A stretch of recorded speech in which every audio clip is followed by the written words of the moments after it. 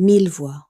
Il y a très longtemps, au cœur de l'Afrique, là où les plaines dorées rencontraient les grandes forêts et où les rivières chantaient sous la lumière de la lune, se trouvait le royaume de Kambé. Au centre du royaume poussait un immense baobab que tous appelaient le baobab aux mille voix. Les anciens racontaient que chaque feuille de cet arbre renfermait l'histoire d'un ancêtre. Lorsque le vent soufflait doucement, le baobab murmurait des récits de courage, d'amour et de sagesse. Chaque année, à la première pleine lune de la saison des pluies, les habitants se rassemblaient autour du baobab.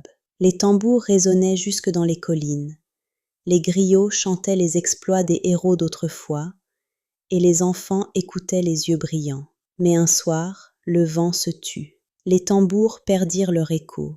Les feuilles du baobab commencèrent à tomber, une à une. Les anciens levèrent les yeux avec inquiétude.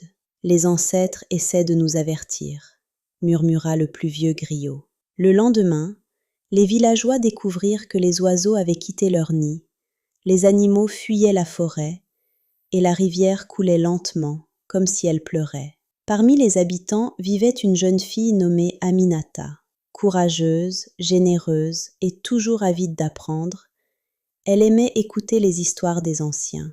Sa grand-mère lui avait souvent répété « Tant que les histoires vivent, le peuple ne meurt jamais ». Cette nuit-là, Aminata fit un rêve étrange. Une vieille femme vêtue d'un pagne blanc apparut devant elle. Ses cheveux étaient aussi blancs que la lumière de la lune. « Enfant de Kambé, quelqu'un a volé les voix du baobab.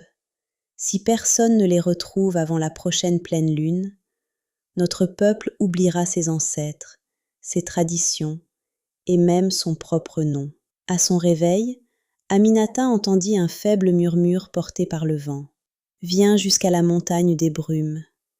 Là commence ton destin. » Sans hésiter, elle prit un petit sac, une calebasse d'eau, un bâton offert par son grand-père et une poignée de graines sacrées. Les anciens la bénirent, les femmes chantèrent pour lui donner du courage, et les tambours accompagnèrent ses premiers pas. Sans le savoir, Aminata venait de commencer le plus grand voyage de sa vie. Au loin, cachée dans l'ombre de la forêt, une silhouette observait son départ. 2 yeux rouges brillaient dans l'obscurité. Le gardien des ténèbres sourit. Qu'elle vienne.